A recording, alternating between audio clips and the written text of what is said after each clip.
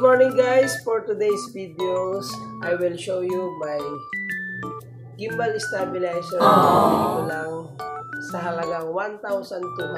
So hindi ko na siya na-unbox ng maayos at ito isi-share ko lang at ipapakita sa inyo ang kanyang brand. So ayan, nakikita nyo gimbal stabilizer Q18. So ayan mga lodi, Q18.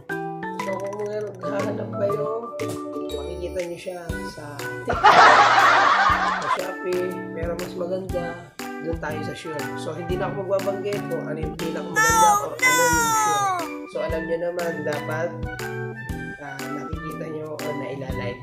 So ayan, makikita nyo naman kapag pumunta ako rito sa kaliwang side at pumunta naman ako dito sa right side. So kung anong saang anggulo ka kukuha or mag-shoot kapag nag-videos ka, so susunod siya. So naka-face tracking na siya at ang kagandahan dito, 360 rotating.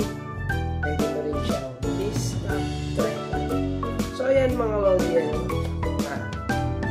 Sa mga mahilig dyan, mga nag-uumpisa pa lang mag-vlog, so ito ang marirecommend ako sa inyo. Inuulit ko. Kaya kung ako sa inyo, balik muna tayo. Kahit kanya lang. Kapag lumami, kung ano yung gusto natin bilhin, gagawin natin. So ayan, sa mga followers ko ako dyan, magustuhan nyo man o hindi nyo magustuhan, please follow, like,